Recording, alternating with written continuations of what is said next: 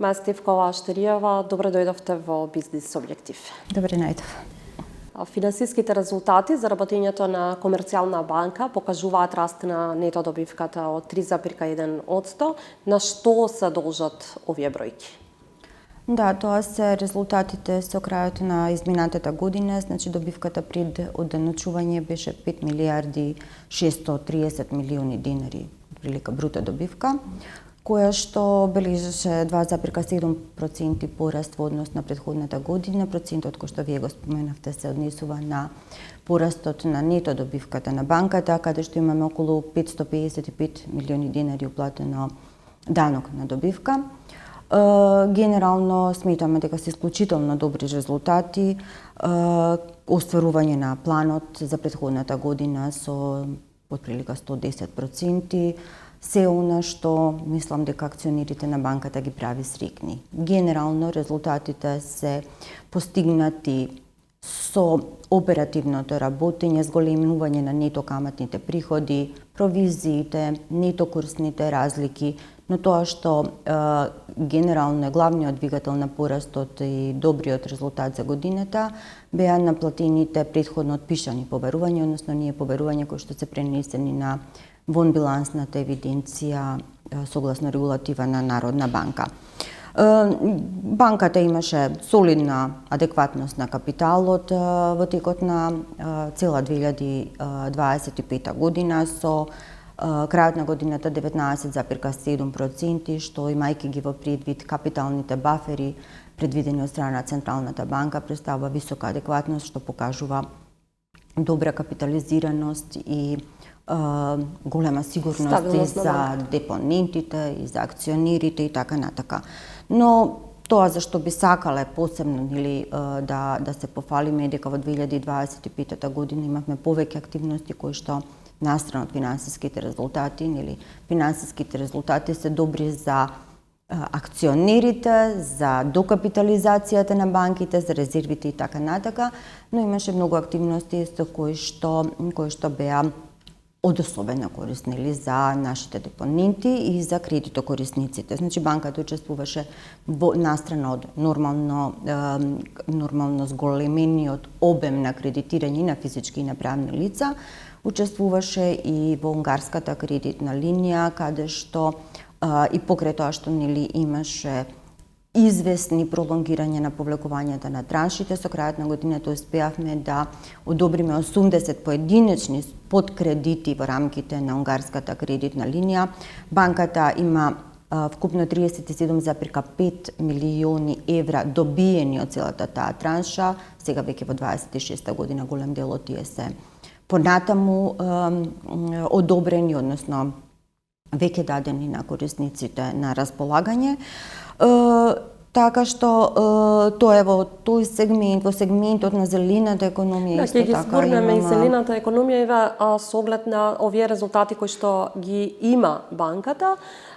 Кои се очекувањата за следната година со оглед на состојбите кои што се случуваат на Блискиот Исток? Видете, генерално банката во 26-та веќе започна со реализација на своите активности и планирано, тоа што веќе ни е објавено, е околу 6% пораст на вкупната актива. Очекуваме дека во оваа година би постигнале над 200 милиарди денари вкупна актива и како што имаме објавено, планот за добивката е над 5 милиарди денари. Навистина, околностите во кои што се ова се одвива се исклучително тешки, но сметаме дека ќе имаме услови за остварување на планот, барем до сега ни се уште такви согледувањата. Иако можам да кажам дека настрана од геополитичките случувања, за кои што би можеле понатаму да проговориме, се соочуваме со многу промени во рамките на банкарскиот систем. Во моментот, значи, се во подготовка или во делумна фаза на имплементација или дел од тие закони во процес на комуникација помеѓу Министерството, Централната банка и банките. Тоа се делот за измените кај законот на платежни услуги, платни системи, новиот закон за проспекти, обврски за транспарентност во делот на работење со хартија од вредност, заштита на потрошувачите, законот за решавање на банки, тој ќе биде исклучително комплексен закон. Така да Што ка значат сите тие закони за работењето и на банката од една страна и за граѓаните од? Па генерално многу од сегментите што се однесуваат до законот за платни системи овозможуваат забрзување на трансакциите, поевтинување на трансакциите, во делот на законите за хартија од вредност големена транспарентност, во делот на законот за решавање на банки поголема сигурност генерално на банкарскиот систем, подобра капитализираност, создавање на резервни бафери кај банките.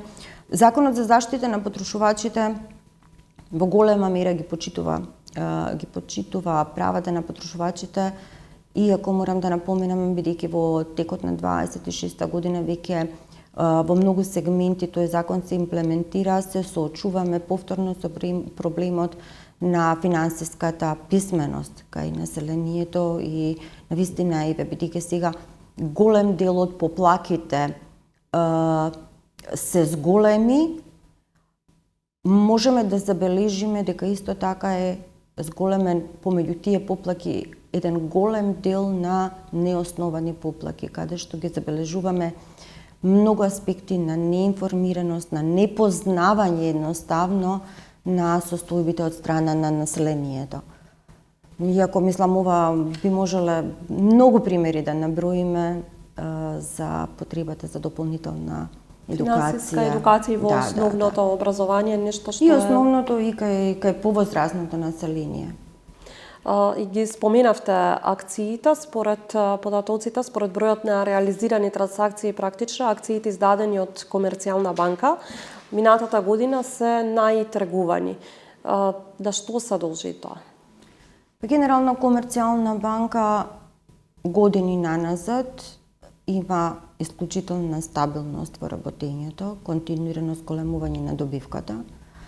Од друга страна, акциите се ликвидни, така да секој собственик на акции од Комерцијална банка во еден момент може да ги поседува во своето портфолио за цели за остварување на капитална добивка помеѓу разликата во цената, но и за дивиденда, со оглед дека Комерцијална години наназад има многу стабилна дивидендна политика, која последните 4-5 години е од аспект на дивиденден принос многу атрактивна.